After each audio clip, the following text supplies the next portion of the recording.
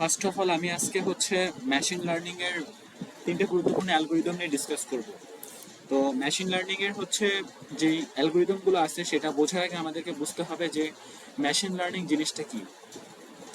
Machine learning জিনিসটা হচ্ছে যে এটা হচ্ছে এক প্রকার এআই বা আর্টিফিশিয়াল ইন্টেলিজেন্স, যেটা আহ, তার কোনো একটা ফিক্স হার্ড কোডেড প্রোগ্রামিং এর বদলে এটা নিজস্ব এক্সপিরিয়েন্স কিংবা বারবার কাজের অভিজ্ঞতার ভিত্তিতে একটা মডেল ফিক্স করে এবং সে অনুপাতে যে কোনো প্রবলেম দিলে সেটা সলভ করতে পারবে। বিষয়টা এরকম যে আমরা যারা স্টুডেন্ট পড়াশোনা করি তারা ফার্স্ট অফ অল একটা এক্সাম দিয়ে দেওয়ার পরে সেখান থেকে আমাদের একটা এক্সপিরিয়েন্স গ্যাদার হয় যে আমাদের এই টাইপের প্রশ্ন আসে, দেন আমরা পরের বার আমাদের এক্সামে আমরা আরো বেশি ইমপ্রুভ করার চেষ্টা করি নিজেদেরকে। তো মেশিন লার্নিং জিনিসটা সেরকম যে এরা বারবার তাদের কাজের ভিত্তিতে তাদের একটা মডেল ফিক্স করে এবং সেই মডেলের সাথে আমরা যদি নতুন কোনো ইনপুট দিই তাহলে এরা তাদের অভিজ্ঞতার ভিত্তিতে তাদের নতুন কোনো ইনপুট পাওয়া মাত্রই তারা ডিসাইড করে যে এটা আসলে কিরকম কাজ হবে। এবং শুধু এখানে এখানে ব্যাপারটা শেষ হয়ে যায় না, এখানে অ্যাকুরেসিরও ব্যাপার থাকে। যদি আমাদের আমরা যেই নতুন ইনপুট দেওয়ার পরে আমরা যে আউটপুটটা পাবো সেটার অ্যাকুরেসিও টেস্ট করা হয়। যখন আমাদের অ্যাকুরেসিটা ঠিকঠাকভাবে আসবে তখন আমরা বুঝতে পারবো যে মেশিন লার্নিং এর মডেলটা আমরা ডিপ্লয় করতে পারবো। বাট দেখা গেল আমরা আমাদের একটা অনেকগুলো কাজের ভিত্তিতে মেশিন লার্নিং এর একটা মডেল দাঁড় করাইছি অনেকগুলো ইনপুট আউটপুট দিয়ে, স্ট্যান্ডার্ড ইনপুট আউটপুট দিয়ে, কিন্তু আমরা নতুন একটা ইনপুট দিয়ে যখন মডেলটাকে টেস্ট করতে গেলাম আমাদের ডিজায়ার কোনো আউটপুট আমরা পেলাম না। সেই ক্ষেত্রে মেশিন লার্নিং এর আমরা যে মডেলটা দাঁড় করাইছি সেটাকে আমরা সঠিক বলতে পারবো না এবং এটা ডিপ্লয়ও হবে না। সো এই মেশিন লার্নিং। এখন মেশিন লার্নিং এর তিনটা গুরুত্বপূর্ণ অ্যালগোরিদম আছে, সেটা supervised algorithm, supervised learning, unsupervised learning আর রিইনফোর্সমেন্ট। আমি একটু লিখি এখানে।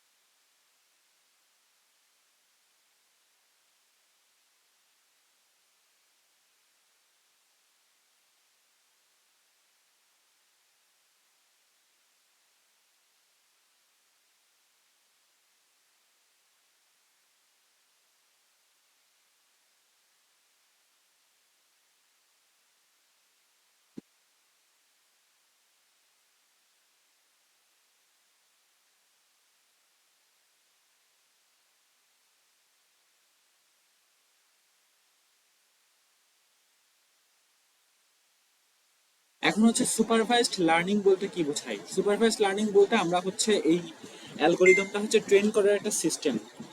তো আমরা সুপারভাইজড লার্নিং এ কি করব, অনেকগুলো এক্সাম্পল দিয়ে দিব। যে মনে করো একটা হাঁসের ছবি, সেটাকে আমরা ছবিটা দিয়ে লেবেলিং করে দিলাম যে এটা হবে হাঁসের, এই ছবিটা হাঁসের। তারপরে মুরগির একটা ছবি দিয়ে আমরা লেবেল করে দিলাম যে এটা মুরগি, নাম দিয়ে দিলাম মুরগি। এরকম বিভিন্ন পশু পাখির তাদের আকৃতি দিয়ে আমরা তাদের একটা নাম দিয়ে দিলাম। তো এখানে আমরা তাদেরকে একটা লেবেল করে দিলাম। এরপরে যখন নতুন কোনো ডাটা, মানে আমরা তাদেরকে মেশিন লার্নিংটাকে লার্ন করে দিলাম বা ট্রেন করে দিলাম যে তুমি এই টাইপের যখন কোনো প্রাণী পাবা তখন এটাকে তুমি মুরগি ডিটেক্ট করবা, এটা হাঁস ডিটেক্ট করবা। আমি তাদেরকে এইভাবে এক্সাম্পল দিয়ে শিখিয়ে দিলাম।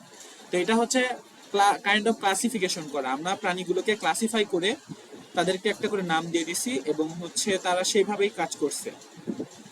তো এখন যদি এখন আমরা পরে আরেকটা ইনপুট দিই মডেলে, সুপারভাইজড লার্নিং এর সেই মডেল আমরা যদি একটা ইনপুট দিই যেটা দেখতে মুরগির মতো, তখন সেই মেশিন লার্নিং অ্যালগোরিদমটা কি করবে, তাদের মুরগির ছবির সাথে এবং নাম দেখে মিলাবে যে তারা নতুন ইনপুট যেটা পাইছে সেটা তার মডেলে ট্রেন করা কোনো প্রাণীর সাথে মিলে কিনা।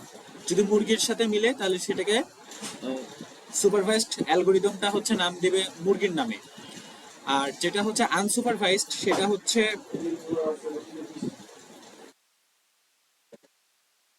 আনসুপারভাইজড অ্যালগোরিদম, সেটা তাদেরকে কোনো এক্সাম্পল দিয়ে ট্রেন করা যায় না, তাদেরকে একটা করে লেবেল করা থাকে।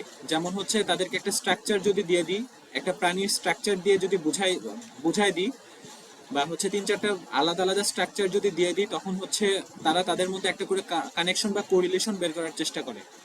করার পরে দেন হচ্ছে সেখান থেকে তারা আলাদা আলাদাভাবে প্রাণীটাকে ডিটেক্ট করে। আর রিইনফোর্সমেন্ট লার্নিং যেটা, সেটা হচ্ছে অনেকটা অটোমেটেড সিস্টেমের মতো।